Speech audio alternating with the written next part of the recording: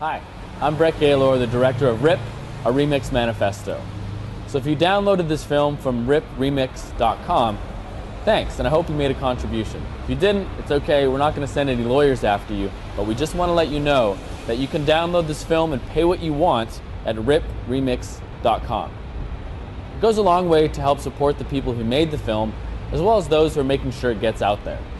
And don't forget that this film is licensed under a Creative Commons license, so that means you can remix it and remake it into whatever you want. And if you want to make your own contributions to further evolving versions of the film, visit opensourcecinema.org, where we're making continued versions of the films that'll play around the world. So thanks, and keep remixing.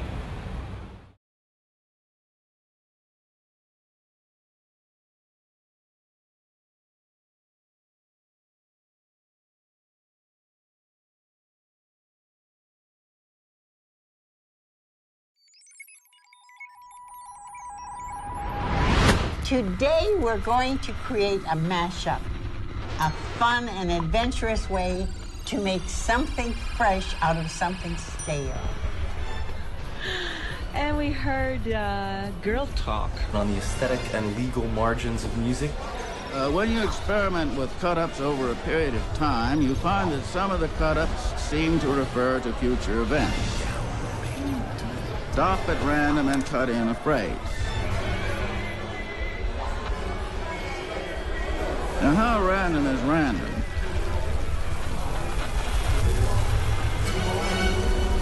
No question, the most insidious virus in the midst of this illegal downloading of music is some people with some samplers. Rich poppy noise. Sounds like Plunderphonics. Sounds like happy, up-tempo, fun, poppy. Michael Jackson had the Mounties called in to confiscate all copies of the CD. Now, before we get our freak on, we need to match up our beats.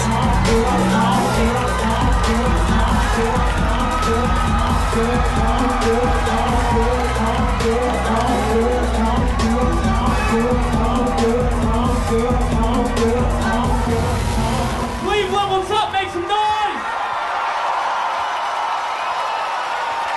Is Cleveland all right tonight? The operator, on some level, knew just where he was cutting in.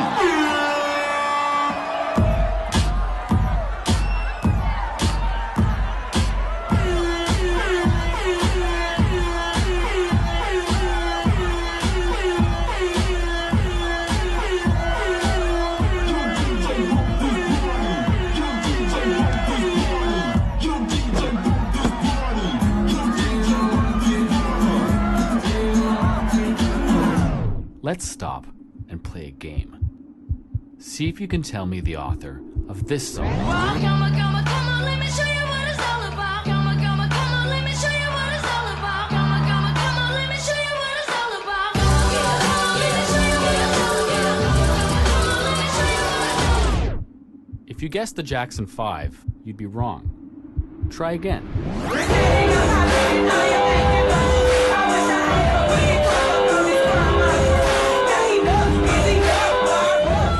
If you guessed Queen, you're still wrong, because this music was created by my favorite artist, Girl Talk. Girl Talk makes mashups. His computer is an instrument, and the notes he plays are sampled from thousands of pop music classics, cut up and rearranged to create new songs. Pop music or music from different genres seems untouchable. You know, Elton John seems untouchable. Obviously, they create that, and they force that idea in your mind that these people are superstars and untouchable. So just being able to just manipulate and do whatever you want, you know, just kind of put Elton John in a headlock and just, you know, put a beat behind him and pour a beer on his head.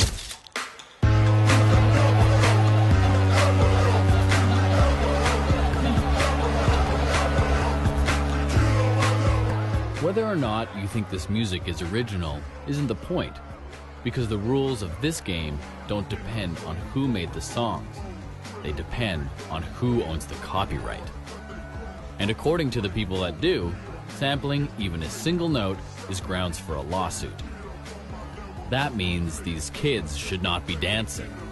And you shouldn't be watching, because using these songs in my movie is against the rules too. And the fact that there are people out there calling my favorite artist a criminal is exactly why I need to make this film.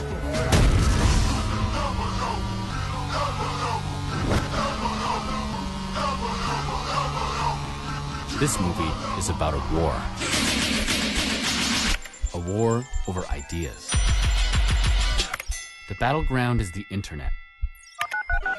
And I take that personally, because I was born at the exact same time as the internet.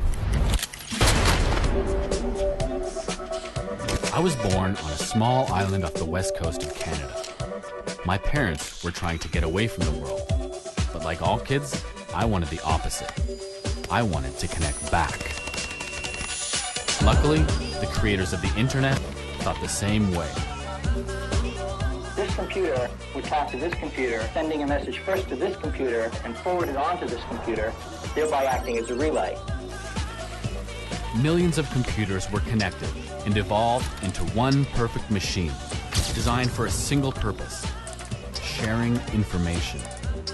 The internet allowed me to connect from my island to the world, to communicate ideas with millions of others, and a media-literate generation emerged, able to download the world's culture and transform it into something different. And we called our new language Remix. Funny things, political things, new things were all uploaded back to the net. The creative process became more important than the product, because consumers were now creators, making the folk art of the future.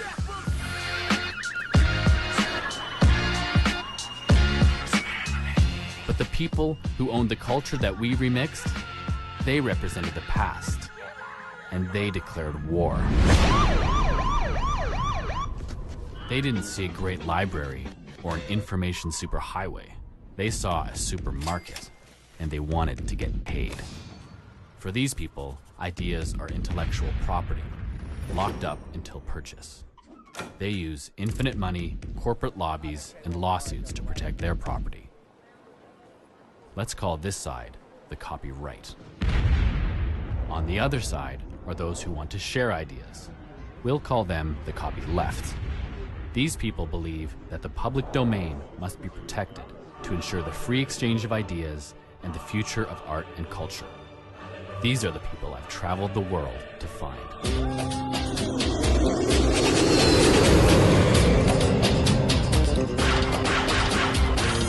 Together we've drafted a manifesto, and it goes like this.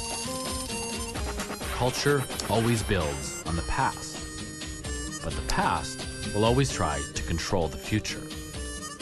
Our future is becoming less free. And to build free societies, we need to limit the control of the past. What these kids are doing on this dance floor is unraveling that control. The future and the past are dueling it out right here, and whoever wins gets to decide if ideas will be determined by the public domain or private corporations in science, industry, medicine, our entire culture. But let's start with everyone's favorite battle, music.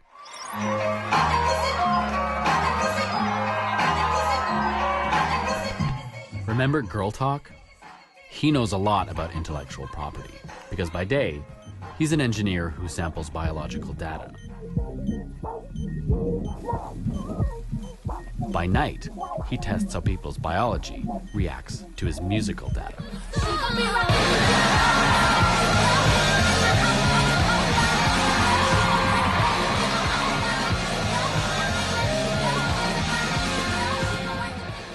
You know, people have a hard time taking a step back and thinking, wow, sampling is an instrument. Potentially in the future, we're going to look back and just be like, wow, I can't believe people were having these moral struggles with someone collaging two songs together. Seems like something that could be very dated, very fast. Well, what is the moral dilemma? Who would have a problem with Girl Talk's music? I've been at the Copyright Office for more than 40 years. You need to know, I don't have a computer at home. I've never done a mashup. I've actually never downloaded, a song that was hanging out there. Can I show you a mashup? Sure.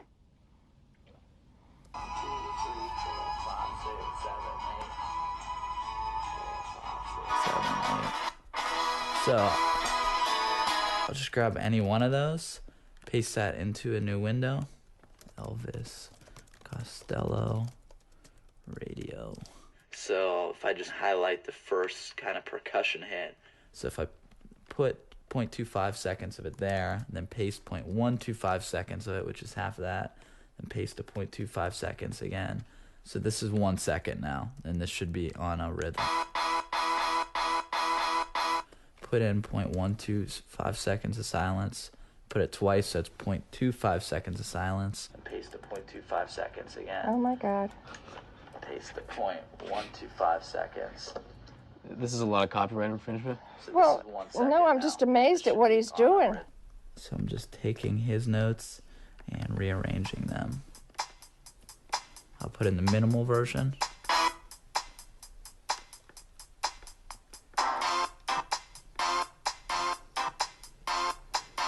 And you can put a beat underneath that.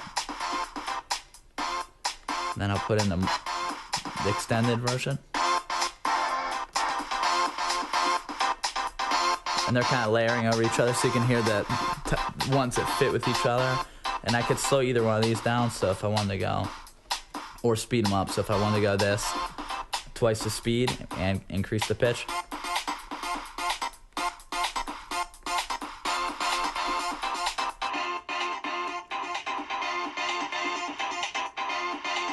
So none of it is his. He's just rearranging other stuff.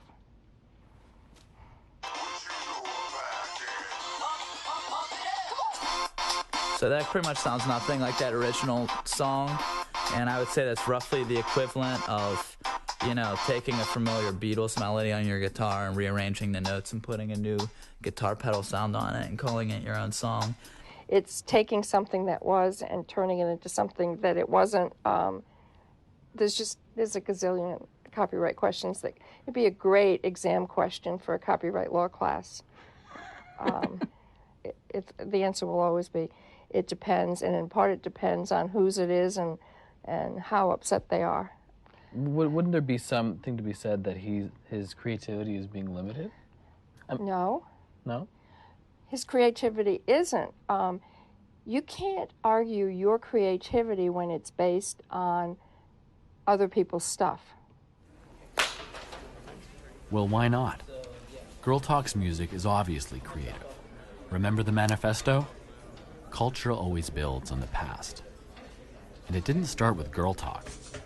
He isn't the first artist to make new music from old songs.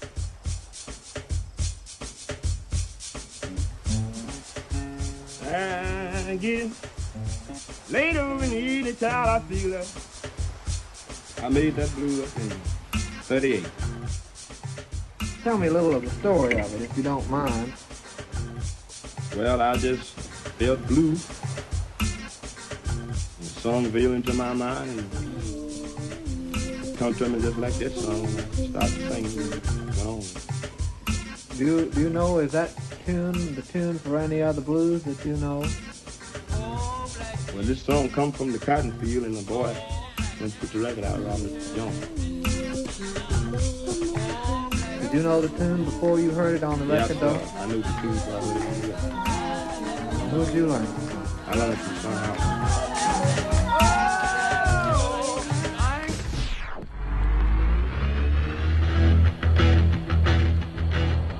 So right now I'm going to introduce the loop from the Led Zeppelin song, Whole Lotta Love, and I'm going to have kind of an A-B comparison between that riff and the riff from Muddy Waters, You Need Love.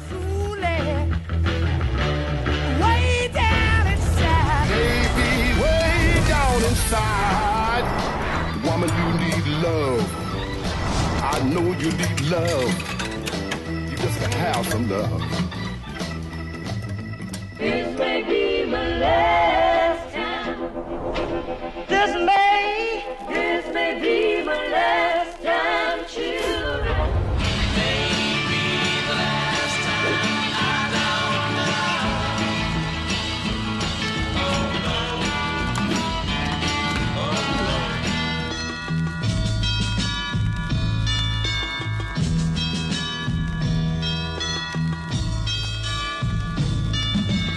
oh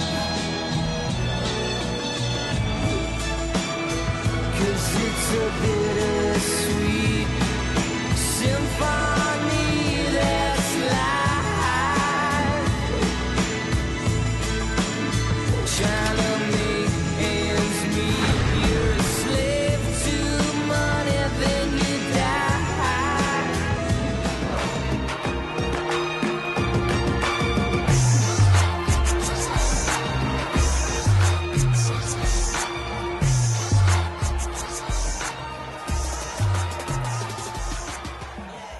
Song veered into my mind and it's come to me just like that song, and I started singing and went on. I knew the tune before I heard it on the record. Who'd you learn?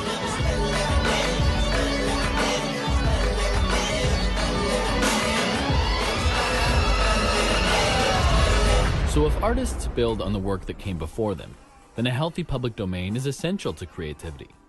Because in the public domain, we can freely build on earlier works. It's part of evolution. Think Mozart, Shakespeare, or Thomas Edison. But these days, the public domain isn't so healthy. Let's play the game again. See if you can sing the lyrics to this next song, written in 1893 and still not in the public domain.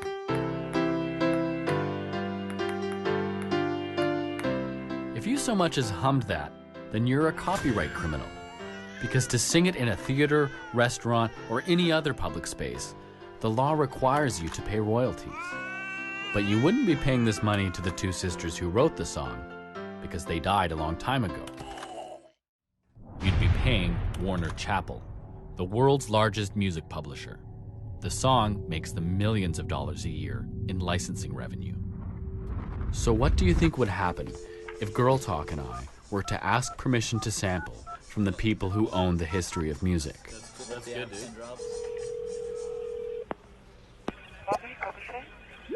Yeah, hi. I'm wondering if you can pass me on to the copyright manager. No, they only take emails. They don't take calls. Is there anybody that I just can kind of explain it to me?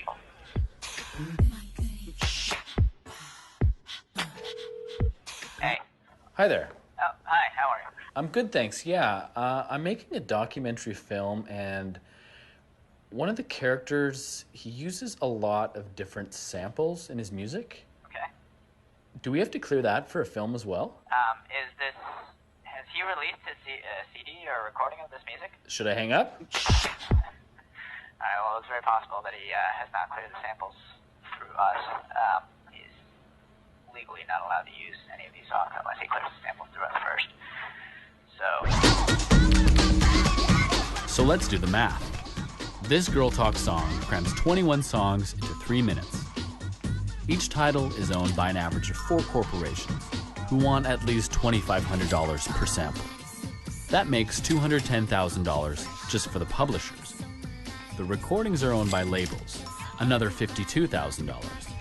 So far, that's $262,500. To clear his album, you'd be looking at well over $4 million. And the best part is that if any of these 85 corporations don't like mashups, they can just pull the plug. And if you keep on making the music, well, that's when the lawsuits start happening. So how did it come to this? Well, believe it or not, copyright was originally designed to encourage people to create, not stop them. Once upon a time, all ideas were in the public domain. Every invention and every piece of art could be built upon by the generation that followed. And one inventor built on the public domain to create the printing press, the machine that created the modern world, and with it, a beautiful dilemma. Now ideas could be spread around the globe. But how could an individual now profit from his or her creative efforts?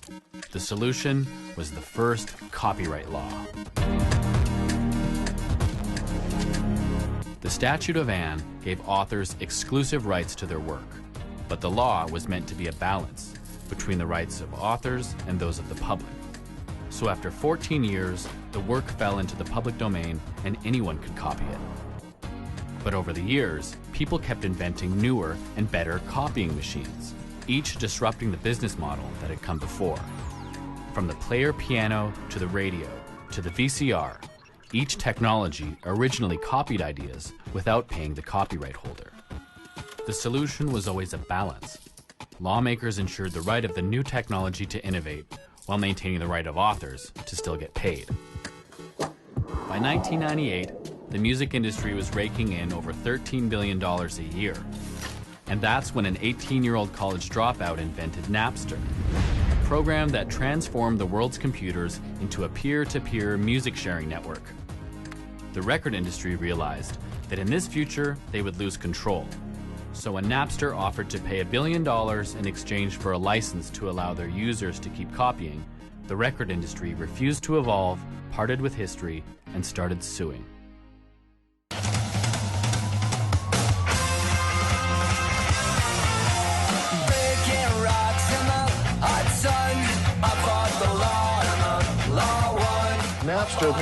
Napster. Hi, I'm one of the kids who was prosecuted for downloading music free off of the internet. What is it about? In essence, it's about control. It's really about controlling what you own. To own and control his own art. Yes, is controlling that. Time out for 1 second. Part of what we're trying to do here is make people understand that what they're doing is illegal. That means come clean, delete your files, and promise to never, ever do it again. But Napster was a peer-to-peer technology, the opposite of broadcast. It allowed people to share files directly between individuals. You didn't need a central signal, you just needed a connection and a friend. And there were a lot more of us than there were of them. When Napster was shut down, it was like we were cockroaches, they'd turn the lights on, we all streamed under the furniture. And we had missed the fact that in 18 months, we'd assembled the largest library of human creativity ever, and we'd done it for free. When the courts shut Napster down, there were, I think, 52 million Napster users, and 50 million had voted for each political candidate in the presidential election. So there were enough Napster users to change, the outcome of an election. Napster had captured the world's attention because it was simple, effective, and deliciously fun. Everyone started sharing all their music, and before you knew it, we had built up the greatest library of music in history. But it also meant we didn't need the record labels anymore, because now we were all distributors. For the longest period of time, the industry had controlled technology, and therefore the people were subservient to that technology. This is like the power goes back to the people. Right, and it's definitely been two different worlds. But there's millions of dollars involved in this. If the record company bosses don't take the money, then the internet people are going to take. Somebody's going to profit off this. And if it's not the artist, then you're profiting illegal. It's bulletproof. I mean, All right, it's bulletproof meaning what? That if you're going to do this, you're going to have people like Metallica with very deep pockets who are very tenacious on your back all the time, and whether that's something that you want to continue pursuing, basically. Welcome to point 2. The established powers of the past will always try to control the future.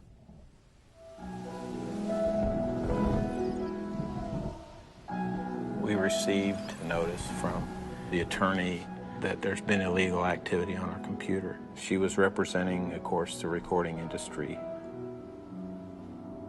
She said, you're guilty, Mr. Smith, of downloading songs illegally on your computer. And I said to the woman, I said, I've never downloaded songs.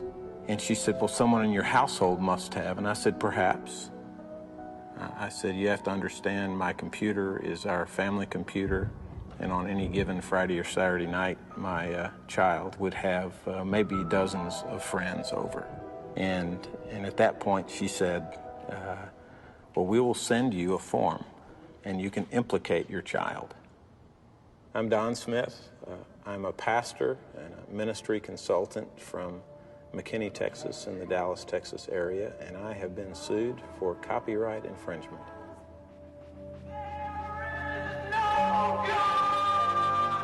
This world in which we pretend that we're not all copyright criminals is like the Victorians, who pretended that they didn't all masturbate, right? The official line was, if you masturbate, you get hair on your palms, you go blind, you go nuts, right? The official line today is that only bad people copy files without authorization. In both cases, it's not true. And I think that what's happening with copyright is the same thing that happened with masturbation, that people are starting to admit to each other, yeah, I do it too.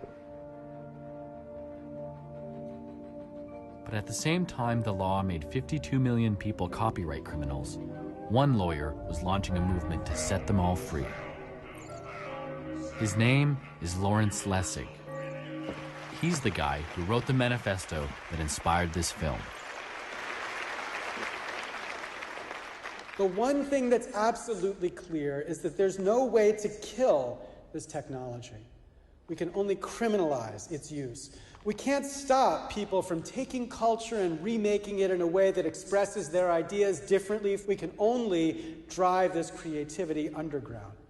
We can't make our kids passive in the way we were growing up. We can only make them, quote, pirates. And the question we've got to ask is whether this is any good.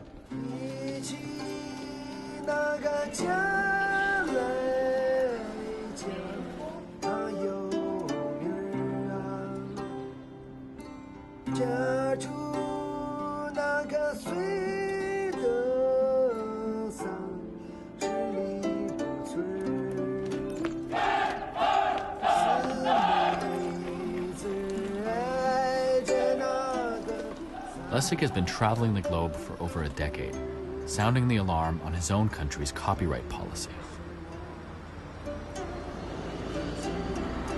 You know, I'm not anti-American, so I'm not trying to rally people against America, but I am anti this particular version of American policy. I'm embarrassed by it because it is so extreme relative to our tradition, and it does harm when this kind of extremism is forced on developing nations. And I think it's particularly appropriate then to come to developing nations and to at least get them to recognize that there's another side to this story. So I felt like a lawyer with a guilty conscience, that, you know, somehow there had to be a balance to this, and if the mess was being created because lawyers were playing into the hands of these, you know, people who profited from this, then lawyers needed to be on the other side. So that's what really got me going. I want to make a mashup film, basically. I want to take all my favorite mashups, my favorite movies on these subjects, stuff I find on the internet, and I want to cut this together in a way that really tells the story of the last 10 years of copyright. I'm wondering if maybe you can take a look at it.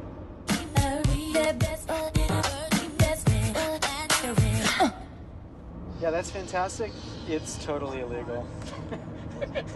Will they take my house? Do you have a house? No. Well, then don't worry. Okay, I think good. This is the kind of advice I was looking for. But isn't there some fair use in here? Yeah. Or is it all fair use? Well, in my view of what fair use ought to be, everything that you've shown me should be fair use. Fair use is a part of copyright law that allows for free speech. I can use small amounts of copyrighted material to make an argument. I can still get sued, but now I have a defense. I think that the way you should think about it is, imagine you were writing an essay, and in the course of the essay you would quote stuff from your culture, right? You'd quote passages from, you know, some popular writer, or you'd have passages from Shakespeare, whatever. You just include it, and you'd use it to try to make your story, right? And what you do is you'd quote and you'd cite. That's what you do. You should have the same freedom with film as that writer has with that text. Nobody would doubt that the writer could do that with the text, but it's a federal case whether you're allowed to do that with film. The coolest lawyer in the world just told me I'm making an illegal film.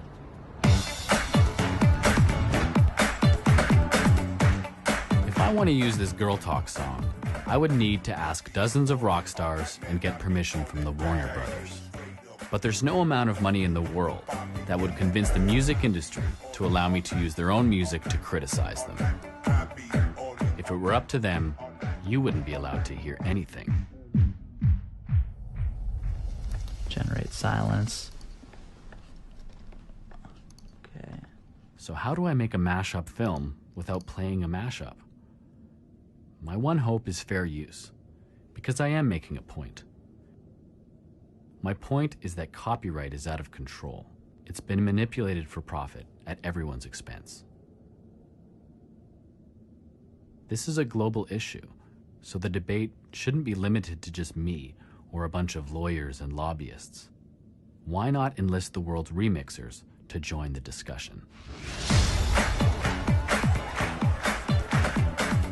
I've started a website called Open Source Cinema, and I put all my footage online to see what people will do with it. So far, this film has been mixed and remixed to the point where 64 university students even got together to make an animated version.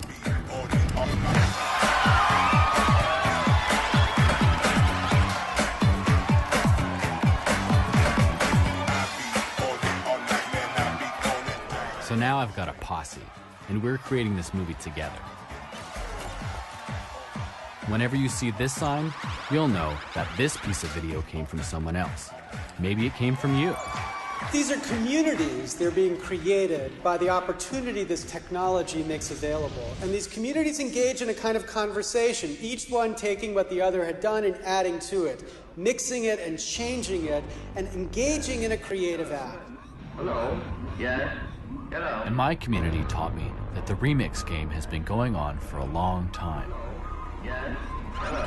When you experiment with cut-ups over a period of time, you find that some of the cut-ups and rearranged text seem to refer to future events. Stop at random and cut in a phrase, and you have a new juxtaposition.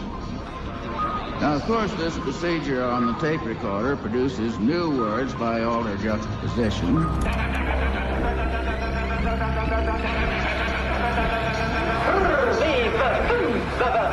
At first I tried to create new art forms out of the remains of older cultures. From the Dadaists to the beat poets to the pop art of Warhol, today's remixers are standing on the shoulders of giants.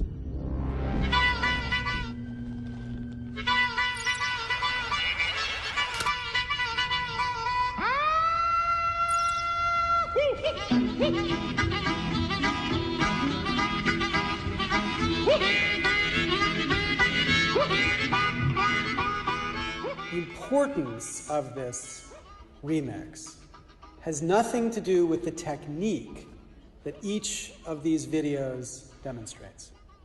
The importance is that this technique has now been democratized.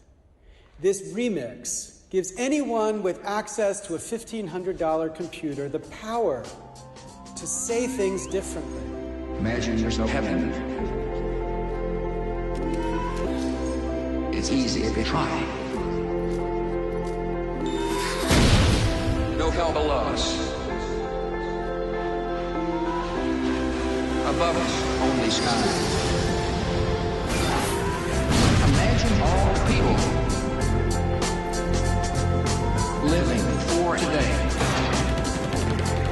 The color girls say, peace. This is writing in the 21st century. It is literacy for a new generation. It is building a different democracy. It is building a different culture where people participate in the creation and the recreation of the culture around us, a form of culture that has existed from the beginning of human society all the way through the present except for one century, the 20th century.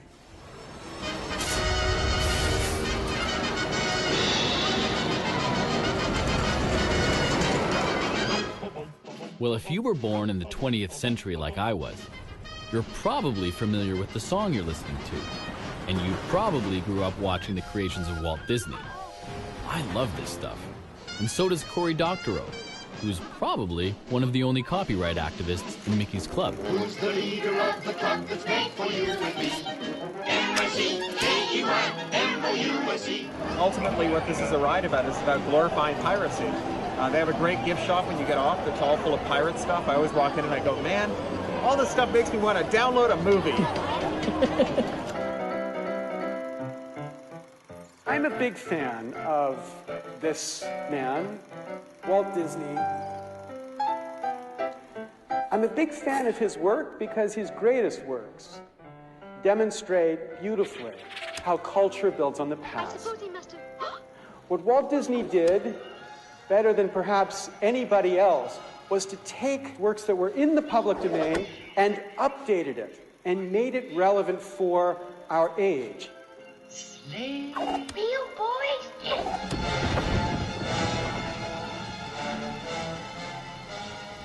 His work was always continuing the conversation of a culture. It was an expression through a remix of the stuff that went before. Walt was a mashup artist. Steamboat Willie was based on Steamboat Bill, and in his notes on the score, he says basically he instructs his staff, go and rip off Steamboat Bill for me, please. Steamboat Bill, steaming down the Mississippi. Use that so that people will know that we're referencing Steamboat Bill here.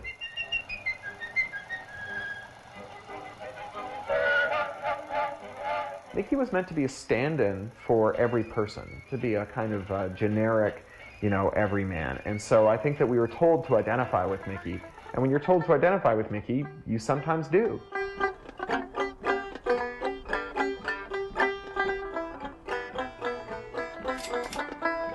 Oh, the stork has brought a son and daughter to Mr. and Mrs. Mickey Mouse. In the 1960s, a cartoonist named Dan O'Neill wanted to turn American capitalism on its head. And for him, Mickey Mouse was the only character for the job. O'Neill and a collective of proto-remixers known as the Air Pirates reimagined Mickey as a drug-dealing revolutionary. Disney sued, repeatedly. It was a love generation standoff between freedom of speech versus the right of a corporation to control its intellectual property. Do you feel that an artist has rights to characters that she creates? Absolutely not. I stole this mouse fair and square.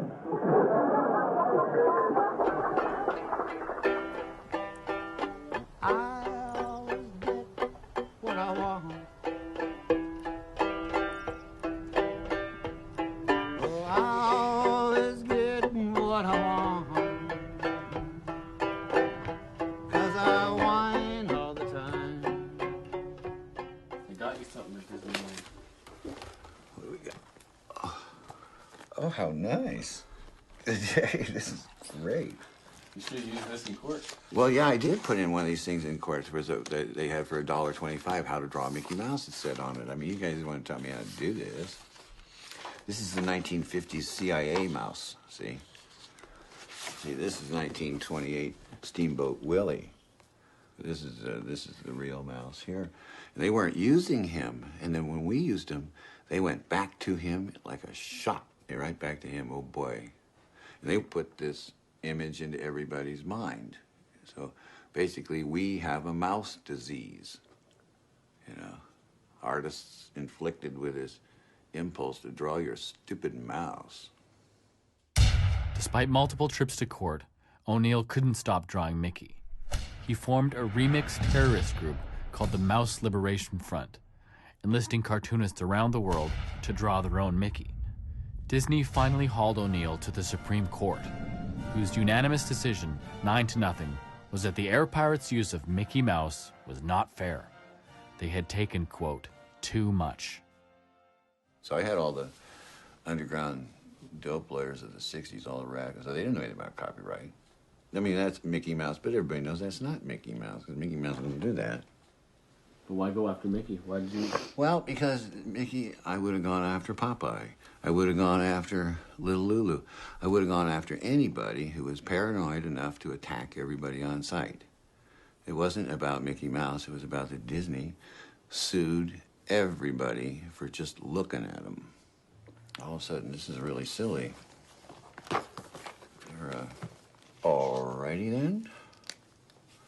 Let's see. Here's another federal crime. Once I built a tower up to the sky, bricks and mortar and lime. Once I built a tower, now it's done. But can you spare a dime?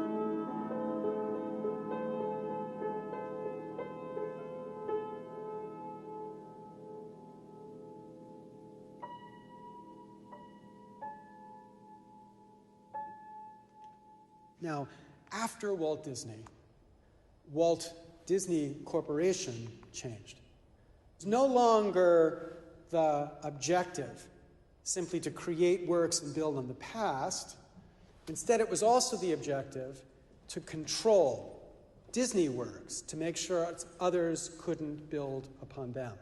Now, Disney lawyers have taken aim at this Florida daycare center, saying it has no right to use Disney characters on its walls. The daycare center, called Very Important Babies, received a letter from the Disney company insisting the characters violate copyright laws and could give the impression that the center is affiliated with Disney. I don't know of anyone who ever drove by here and went, oh, look, Disneyland. Kids and parents here at Very Important Babies don't want to lose Mickey. I'll feel sad a lot. If they took Mickey down? Why? Because I like him. It hurt me real bad. It made me cry. So if you want to know why Happy Birthday still isn't in the public domain, it's because after Walt Disney died, the Walt Disney Corporation asked the President of the United States to give them the most magical birthday gift of all. Finally, there was a distinguished visitor at the White House today. This fellow received a rather special welcome. And why not? He is the most famous mouse in the history of mousekind. So he pranced through the East Room today. There was even a stirring rendition of the old Mouseketeer Club song. In 1998, on Mickey's 60th birthday, copyright law was rewritten to give the Disney empire control of the mouse indefinitely. Copyright terms were extended to the life of the author plus 70 years. Corporations got 95 years, more than quadrupling the original 14-year term of U.S. copyright. And it wasn't just Mickey. Everything that was supposed to be free to remix was now locked up. So today, if you want to make art from the public domain, you'll have to settle for works created before 1923. So here we have the best example of points 1 and 2. Walt Disney built on the past, then he died, and the Walt Disney Corporation changed the law so that no one else could do it again. Nowadays, if you want to be a mashup artist like Walt Disney, you've got to work outside the law. We used to always do Hall & Oates. That was our favorite group, and Greg, he always liked Hall & Oates too. And I saw one interview in one of the articles, and they said, how do you keep it real? And Greg said, I put Hall & Oates on every one of my albums. So we thought that was nice.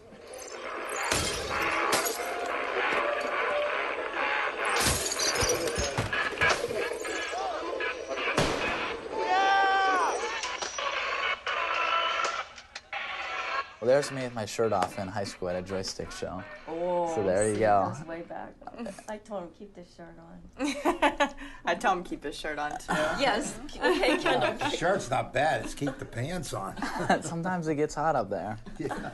It loosens people up. You know, they feel good and comfortable. But again, Greg, like we said before, we think you're talented enough that why do you have to take your pants off? I seriously say that all the time. I don't do it all the time. I take my shirt off when it's hot, and most of the time when my pants come off, it's because people ripped it off, and I can't be this guy conducting this party and have my pants taken off and then me, hiking them back up. And other people take their clothes off too. It's just, it's that sort of environment. I didn't know that. Yeah.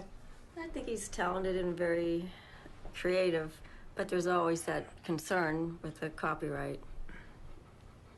So Why'd you have to go there? I'm sorry. After here? After I said that, I thought, oh. We're afraid he may land in jail or get sued or something along those lines because, we know what he does. Supposedly it's copyright infringement, so, we're waiting for the shoe to drop. It hasn't, but, we're concerned. Everyone's just going to keep getting more and more extreme with protecting their own ideas. And, I think eventually everyone's going to realize that it's beneficial to share ideas. Well, that's the hope. Although the past is doing a pretty good job of controlling the future. But remixers are fighting back. He was a little dog named Snuggles, but he was most certainly... Before I'd ever heard of Girl Talk, my remix heroes were Negativland, professional shit disturbers who were sued for remixing U2. That's the letter U and the numeral 2. The four-man band features Adam Clayton on bass, Larry Mullen on drums, Dave Evans, nicknamed The Edge, on keys. This is bullshit. Nobody cares. These guys are from England, and who gives a shit? Oh, no. Just a lot of wasted names. More accurately, they were sued by U2's label, Island Records, for mixing the band with Casey Kasem. This is bullshit. Well, we were on tour, I was handed a tape by someone at the show, and this is a tape recording of the top 40 disc jockey Casey Kasem having a really bad day in the studio. And I got to tell you, when I first heard him, it blew me away. And it still does today, every time I listen to the tape. About 10 days after the single came out, a 180-page lawsuit landed on our doorstep. This is American Top 40, right here on the radio station, Music Radio 138, Are we supposed to say certain things are off limits to making art? Is art off limits? Is other people's art off limits, you know, to making art? That doesn't make any sense. That's just silly. That's just some business guy's way of thinking. See if that's true.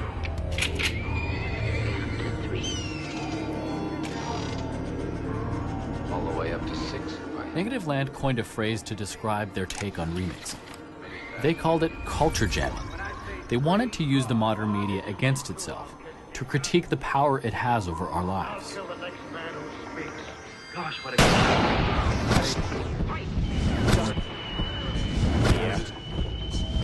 Corporations are completely taking over our culture and telling us that we can only consume it. And we're saying no. We're saying we want to actually create with it, respond to it, take it, mutilate it, cut it up. We're saying, you don't ask us whether I want to have a billboard everywhere I go in my town. You don't ask me if I want to see your Nike logo everywhere I go. You don't ask me if I want to hear YouTube's music everywhere I go shopping or when I eat in a restaurant. So why do I need to ask you to take a little bit of it and make something out of it and make fun of you, critique you? Why do I need to ask?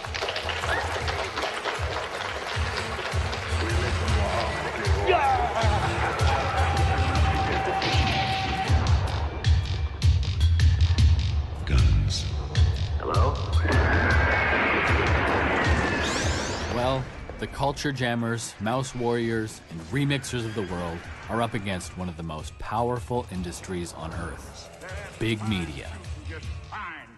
Once comprised of countless movie studios and record companies, 6 Hollywood studios and 4 major record labels now control Hollywood. And these companies are owned by even bigger companies. Disney, Viacom, Time Warner, News Corp, BMG, and General Electric own more than 90% of media holdings in the United States.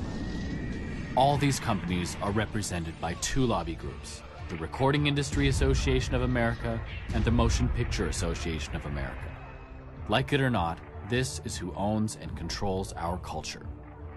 Their primary goal is to preserve the business model that made these corporations rich, even if it means convincing governments to halt the flow of new ideas, new technology, or better business models. But as powerful as these groups are, there is one thing that threatens their very existence.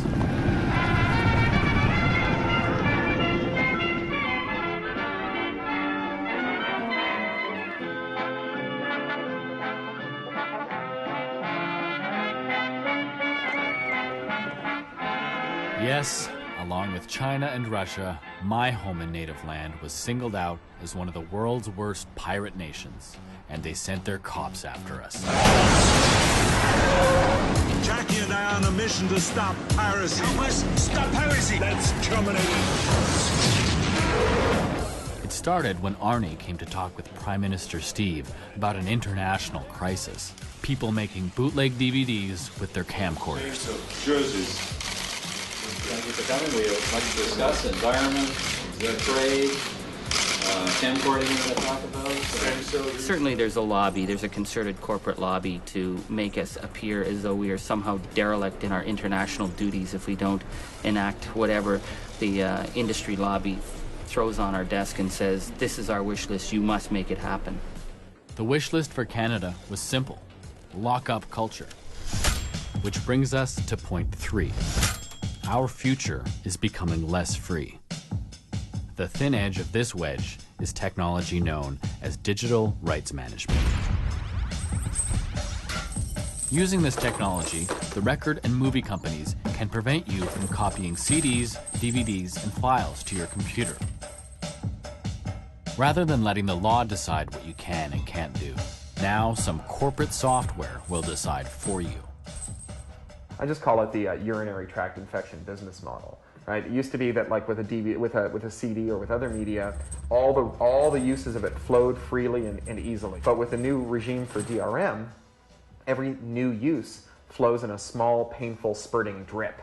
Right? Every time you press a button on your remote, that's another 3 cents out of your pocket for the new rewinding right, and the new pausing right, and the new, watching this in your minivan right. And free speech isn't in this Bill of Rights. So forget fair use. That's forbidden now. The only way I can make a mashup movie is to use software that breaks the locks put on these movies. But under Canada's proposed laws, that's a $20,000 infringement. I've done a lot of that. And I even gave a copy of the vault cracking software to my editor. Now he's on the hook for 20 grand. Sorry, Tony. And for giving him these tools, I could be fined $100,000 and go to jail for 5 years.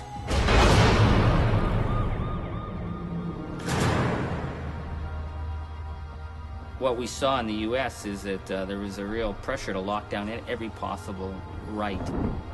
It becomes a question, are we talking about updating copyright for the 21st century, or are we talking about actually using this fear of copyright to bring forward a radical rewriting of copyright, so you actually have copyright in areas that would never be before? So let's look at the American record. Lawsuits against 10-year-olds, subpoenas delivered at schools against stroke victims, against dead people.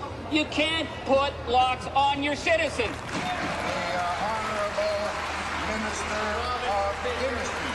I think it's only fair. When you're online, it's easy to find out who you are, okay? We have the date, the name, the address, and all the 2,000 songs that you had up on your computer illegally, okay? And you can get 5 years in jail and $250,000 fines for every single song you steal. Isn't that a little overboard? No, the reason why, because there's a thing called intellectual property. Intellectual property is the property of somebody's mind, okay? If I write a song about love, my unique expression about love is my property, okay? I don't own the rights to the concept of love. I wish I did. That becomes my property. I have a copyright that lasts for my life plus 70 years. How many of you guys here actually do download music off the internet right now? Tell the truth. Do you guys, how many of you guys actually think that when you're downloading your music that you're stealing it? Since the internet came along, the entertainment lobby in the United States has pushed the government towards tougher and tougher laws, leading to lawsuits being filed against more than 24,000 American citizens. My name is Dave Grubel. Ray J. Schwartz. I live in Colleyville, Texas. I live in New York City. My family has been sued by the RIAA. They had about 9 or so songs targeted on there that we'd allegedly downloaded. They threaten you with a very large sum of money. And they wanted somewhere around $4,500 to settle. 100,000. I could be charged at a minimum $750 per song, all the way up to $150,000 per song. Now they're going after my kids. They're going after people on welfare. They're going after people on disability. They're going after people that don't have anything. Most of these people were forced to settle. They couldn't afford to face the RIAA in court. So without being found guilty of anything, they lost thousands of dollars, and not a penny went to the artists that were supposedly being defended. But when Jamie Thomas, a single mom in Minnesota, refused to settle, she ended up in court accused of downloading 24 songs, the equivalent of 2 greatest hits albums. Okay. Let's listen to her playlist of shame.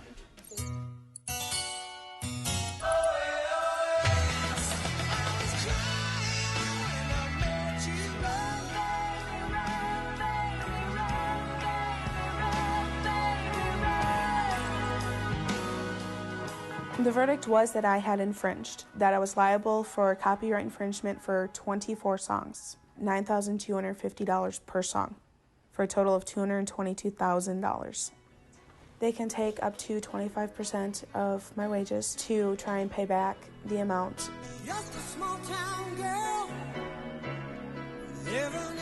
Mr. Gabriel, who is the lead attorney for the plaintiffs, said it best and the steps after the verdict was read. The very first statement out of his mouth was, "This is what happens when you don't settle." It wasn't a matter of, we won or this, that, and the other. That's the very first thing he said is, "This is what happens when you don't settle." I was like thinking, oh my God, I'm going to lose my house. I'm going to lose everything. Heather, what's reaction like up there? Well, the record companies, Frank, are very happy. This does send a message, I hope, that downloading and distributing our copyrighted recordings is not okay. You know, I love Journey as much as the next person, but seriously, how far should industry be permitted to go to protect 24 songs that you can buy for $8.99 at Safeway? And I don't know these debts, so if you have any questions... Why shouldn't they be wiretapping this apartment? After all, here we are talking about means by which music may be stolen. You know, before the radio and the record came along, the only way that people made money from making music was by standing in a hall and being charismatic. The fact is, technology giveth, technology taketh away. What was a business model in 1909 may be the business model in 2009. What was a business model in 1939 may not be the business model in 2007. That's how it goes.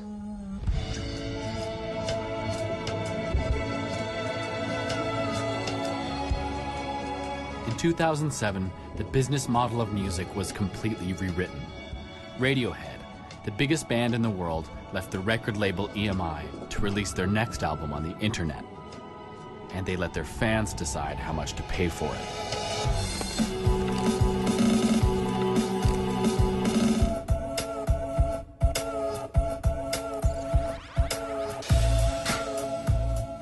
Within a matter of weeks, a San Francisco DJ named Amp Live started remixing the album. Don't lose your head. Don't lose your head. Don't lose your head. But the moment he put the songs on his website, Amp Live got a cease and desist letter threatening a lawsuit. In Rainbows is one of the top Radiohead albums. I'm a big Radiohead fan, and it was all done in celebration. Maybe it's not even Radiohead, you know what I'm saying? Maybe it's some company that's involved with them that's mad because they put their music out free, being innovative, and the company's not making money right now. Radiohead didn't send that letter. It was the company they sold their publishing rights to, Warner Chappell, the same people who own Happy Birthday. But Radiohead was now independent, and they called the shots. They told Warner to back off. Big thanks to all the people who are sending in those YouTube clips. I love Radiohead! No, I love Radiohead more! I love Amp. And Radiohead kept going, releasing the raw studio sessions of their singles and then their videos, so fans could make their own Radiohead songs.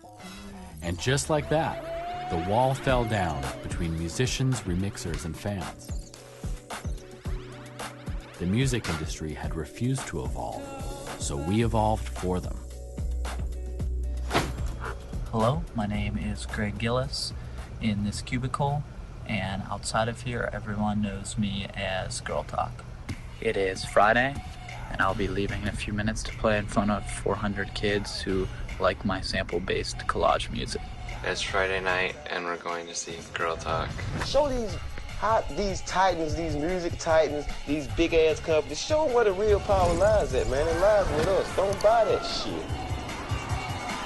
I know there's a lot of cameras in the audience. The shit is not about me. It's about all of us, because we're the same motherfucking person. Yeah! Pull your goddamn self. Yeah! They're all the same.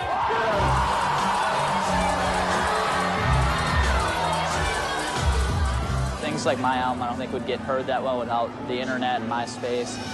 I think we're living in the greatest period of time for music ever. So anyone can be popular, anyone's music can be heard. It's no one's controlling anything. It's back in the people's hands for the first time in a long time. If Girl Talk is any example, then it looks like the battle for the future of music will only escalate. Because now he's sharing the stage with the pop stars he grew up sampling.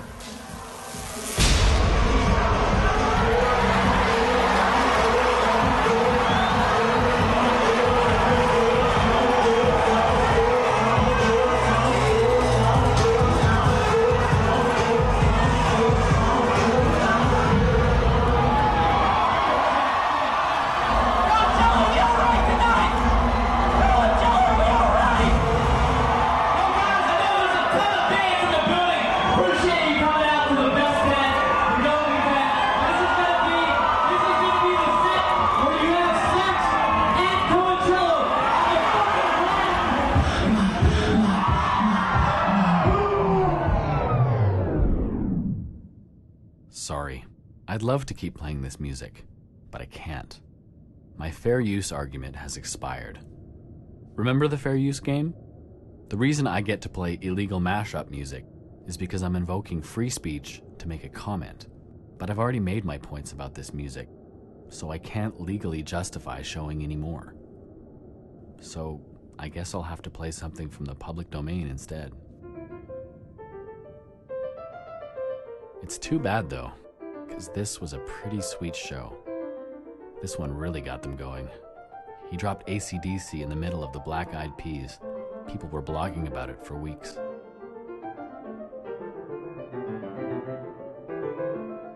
Look, there's Paris.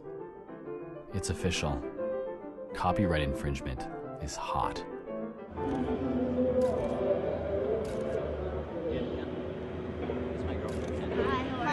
I'm Paris, man. Did you get footage of that? Unreal. Man, I just want to go home and just post that as my blog right now, no words.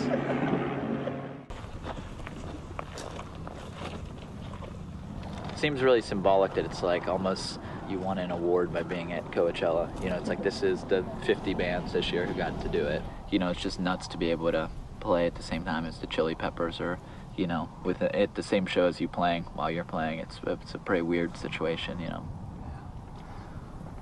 I'll probably play more proms than I'll play Coachellas in my lifetime. I think the decision to put on next album or not changes completely for me. I'm still up in the air on whether I openly want to put out an album or whether I want to try to give it away for free or how we're even going to do it.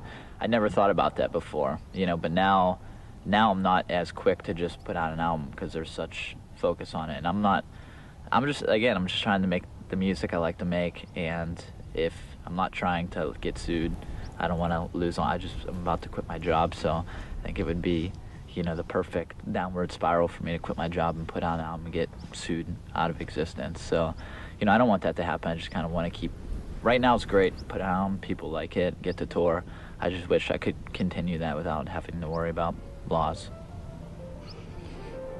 Girl Talk has more to worry about than just music and the law. Because in his day job, ideas are definitely not free. They are patents, corporate secrets guarded like gold.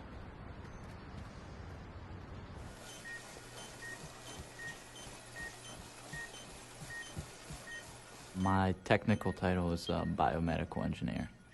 I test devices and analyze data. In science and in my music, it's really trial and error for me. We just dabble in so many things, and that's the same way. I mean, with samples, I just sample things all day long. Then I see what works. And, you know, doing science, when you're looking up new ideas, you just read journals, take notes. That's just, you know, collecting the data to look into a million different things to make something new. And then there's the actual processing of the data where you're saying, all right, now I have to get results. You know, the first thing you do is research it and see if there's patents for it. And a lot of time, very broad ideas are patented. It is an experimental division, so, you know, we keep a notebook and they want us to propose 3 ideas per year. And I think if it were a bit more open to the point where the whole point of medicine and science, where let's just do the best we can, let's just build on all the ideas and see what we can make happen, I think the progress of medicine would move, you know, incredibly fast. All the time, you know, you come up with something and you do the research and it's been patented and maybe your idea is slightly different, but they might hold a patent on a core, you know, part of your idea. So, you know, a lot of times it's just, that's out of the question. You know, it holds back knowledge exchange very clearly. You know, so many things just aren't developed because people are holding a patent onto it. The cure for cancer could be a step away, but, you know, it's off limits. You know, they might sit on that idea forever and do nothing with it.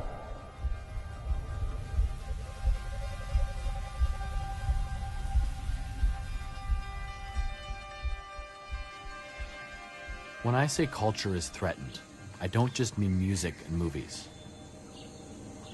I really do mean everything.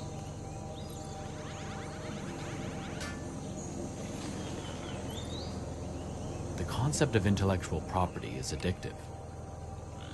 Once you realize that ideas can be more profitable than oil or gold or even land, then there's no limit to what can be thought of as property. In 1980, the U.S. Supreme Court ruled that living organisms could be patented. Soon after this decision, ayahuasca, a plant from the Amazon rainforest, was patented by an American entrepreneur. The plant has been used for generations by Amazonians for medicinal and spiritual practice. Now that you could patent life, the race was on. The 20th century had been the century of property, of land. The 21st century was to be the century of intellectual property, of ideas. In the 1990s, the United States hatched a plan to trade the economy of things for the economy of ideas. And the man who would protect these ideas was Bruce Lehman. In the Clinton administration, my job was to being in charge of the intellectual property policy of the United States, both domestically and in terms of our diplomacy. You know, in a modern economy, I think wealth is in the products of the mind. It's really in intellectual creations. You know, in much of the world, we live in a sea of piracy. And, you know, you can have sympathy for developing countries, but we made a deal. You know, if you go to a shopping mall in this country, you cannot buy anything made in the United States anymore. It all comes from China or some other place like that. Well, the reason for that is that we've completely opened up our markets. It was a conscious decision to basically abandon low-wage manufacturing jobs, and the idea is that we would compensate for that with higher wage, high-tech information, more intangible-based jobs. The idea was that they would convince the world's economies to adopt laws that prohibited the copying of American ideas without American permission. And in exchange, it would require all the countries that wanted to manufacture stuff and export them here to adopt American copyright laws. And if they didn't, they wouldn't be allowed to sell their goods, their physical goods here in America. And the World Trade Organization would be the teeth. And the difficulty in the global trading system is that we met our part of the bargain, but these other countries didn't meet theirs. ミッキーマウスにドナルド・ダック？それにミニーちゃんも？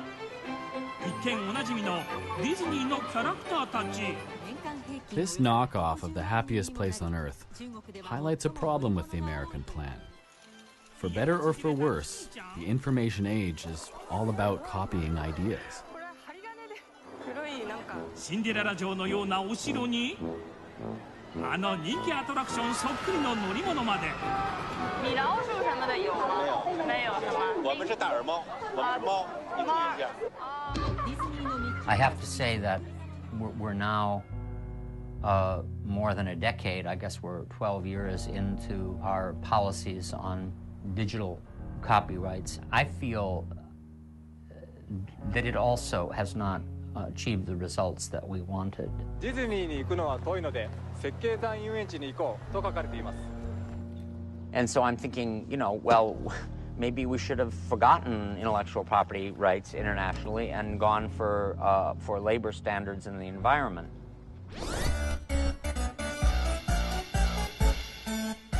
Well, that would have been a good idea.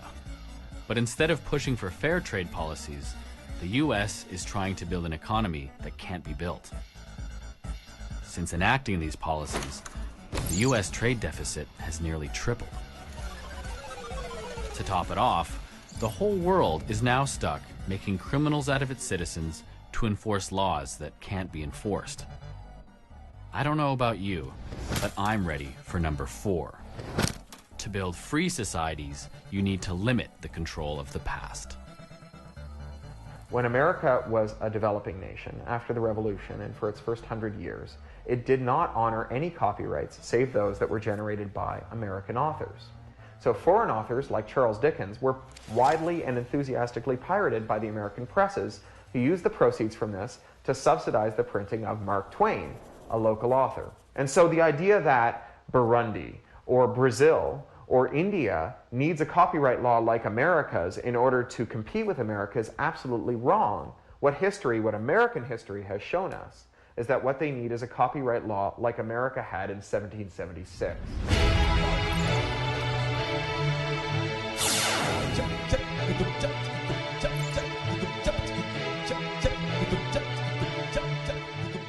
Listen to this latest remix of our favorite bittersweet song. It was created by the same country that defied United States intellectual property laws by breaking multiple international patents on HIV medication, producing their own copies of the drug for a fraction of the price. Free, universal access for citizens was their mission. The drug industry saw this as an act of war. Brazil saw it as an act of life.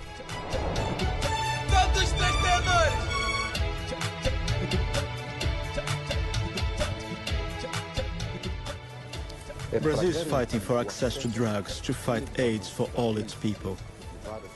This policy has resulted in controversy at international forums. So we've put our case to the world, and we fought for it.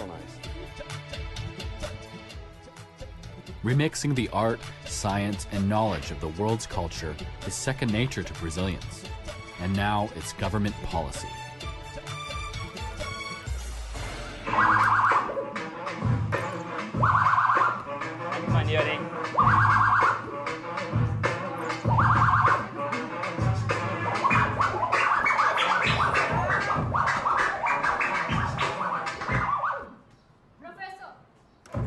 Muito bom, hein? Tá fechado. Lawrence Lessig traveled to Brazil in 2004 for inspiration and imagined an alternative global copyright system, Creative Commons. Creative Commons was born to set culture free. A license that says, I as a musician give you the right to sample my work, take and build, create, remix. And the most important place where that conversation began was here in Brazil. I come from the land where we talk about being free. I come from a land where we are lost. You are our brother in this debate, and you must remind us of what we have lost. Lessig found an ally in Gilberto Gil, one of the country's most famous musicians, who was also the Minister of Culture.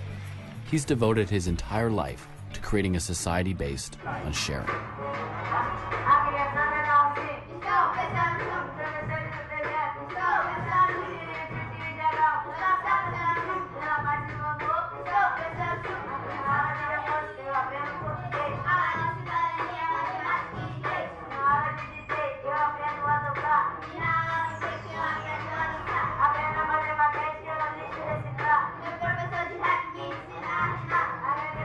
Uns me pegam para criar elites, outros me botam em um vestido lindo, cheio de notas musicais, e eu fico morando dentro da música. We are always finding ways to, give young people opportunities for them to access. O compartilhamento é a própria natureza da criação. Não há criação isolada. Ninguém é um criador sozinho, ninguém cria nada no vácuo. Tudo já vem de alguma coisa que já foi criada antes. É uma cadeia que vai se processando. Com música, com literatura, com cinema que você está fazendo aqui agora. Quantos antes tiveram que botar uma câmera na mão para fazer o que você está fazendo agora? Olá, eu sou o Marcos. 15 anos e moro aqui na favela da Rocinha. Olá, galera, como vocês estão vendo? Vou entrar na minha casa agora. Fica aqui olhando essa linda vista. Pra vocês darem uma olhada também como é. Do jeito que eu gosto de cidade. Desde 80 dentro da Rocinha, já tirei 54 jovens do tráfico, através da arte, a cultura. The modern sound of Rio is called baile funk, a music created in the city's favelas using samples from around the world. You can listen to this music in two ways. You can count the samples and calculate how much these kids might owe to American corporations. Or you can marvel at a new art form being created based on the universal language of remix in one of the poorest neighborhoods in the world. Agora eu vou zoar.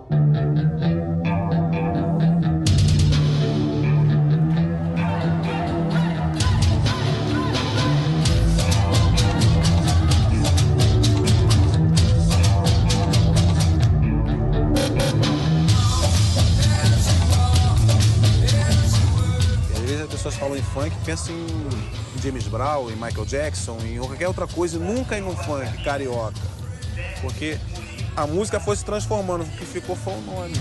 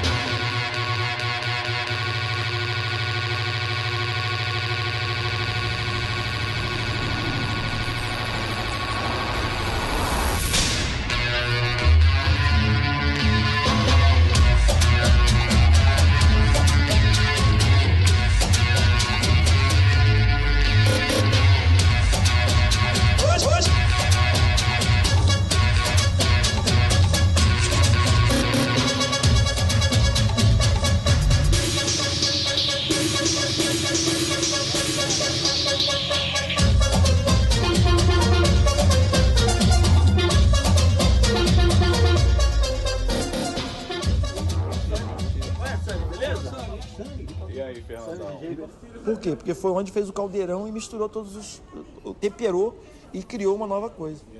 Bossa nova, seja do axé, seja da música baiana, seja do funk, que é a atual música eletrônica brasileira, ela também é espelho da cultura desenvolvida no Brasil de mistura. O que é a novidade? É exatamente você misturar essas coisas que foram feitas. Isso é o futuro da música e da raça humana, cada vez mais. I heard a story before I came to Rio, that when the first Portuguese bishop arrived in Brazil, the natives were so impressed by the word of God that they ate the bishop in order to digest the power of the Catholic Church. Perguntei ao homem o que era o direito.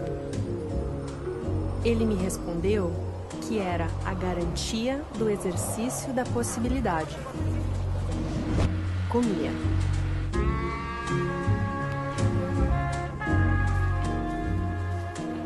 Só a antropofagia nos une, socialmente, economicamente, filosoficamente. Da Revolução Francesa ao romantismo, a Revolução Bolchevista, a Revolução Surrealista, caminhamos.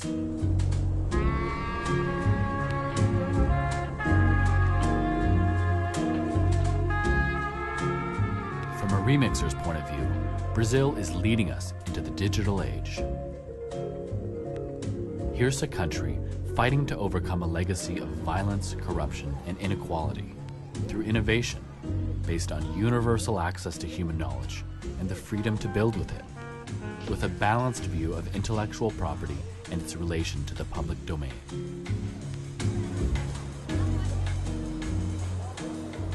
What could humanity accomplish if we all played the game like Brazil?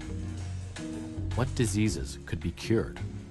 What voices might be heard? What songs could we sing?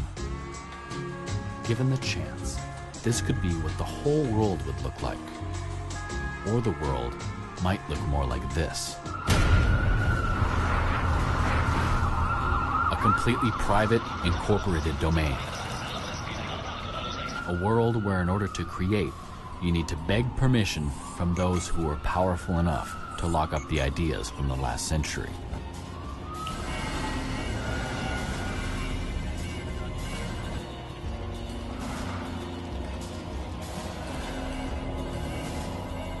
Is this where we're headed? Well, Not if the Mouse Liberation Front has anything to say about it. So what's your favorite number? 77. Okay. So 001 and 2 sevens, and then anybody you add on has to go on after the sevens.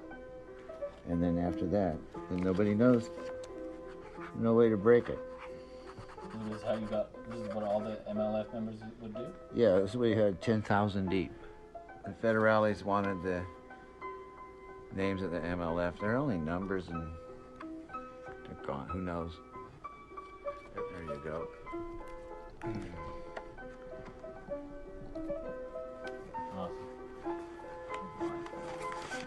And that's the movement that's necessary to change this world, where girl talk is a crime. That's this world. That's, what's the word? That's fucked. Thank you guys for coming out. There's going to be a brief intermission on the fucking street right now. You guys all right with that?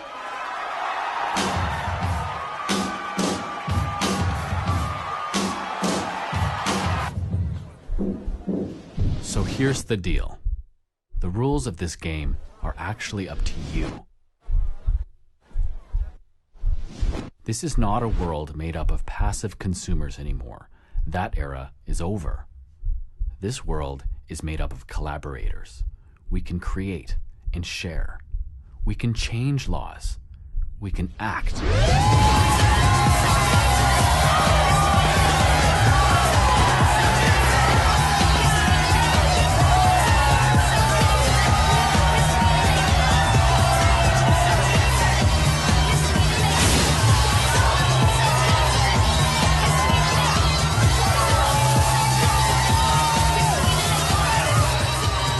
This is remix. This is not piracy. If this is a crime, then we have a whole generation of criminals. Keep your heart, 3 stacks. Keep your heart. Hey, keep your heart, 3 stacks. Keep your heart. Man, these girls are smart, 3 stacks. These girls are smart. Play your part.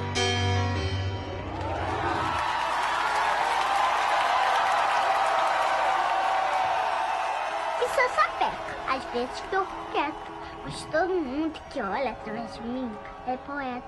Tente agora fazer um verso. Se eu fosse você, faria. So take this movie, rip it, remix it, and help remake it. Put me in a headlock and pour a beer on my head. This is only the beginning of this movie. Build on the past. That's the future.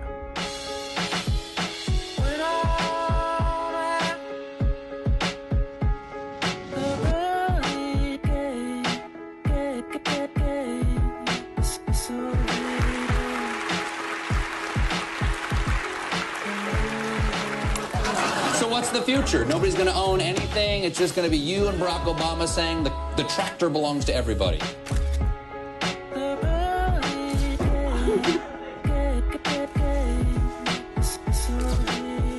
Hi, I'm Congressman Mike Doyle from Pittsburgh, Pennsylvania, and I've got Girl Talk on my iPod. Flashlights report the lies, just like life flashed before your eyes. Touch right through to the soul, illusions exposed right here on a reel in a theater, a real occurrence. You're in the box with the top popped open, like the soldiers in a Trojan. Unexpected, one direction, can't go both ways, that's what the Pope say. Every note played in your soundtrack is based around fact, how you get down and act. The end of the cinema, into the darkness, the usher escorts you to your fortune, morphing into the final solution. Might be gruesome dependent on your contribution. Your vision gets clear and translucent, witnessing your own video revolution. But nobody's gone after him so far. I mean, he's You can count his blessings.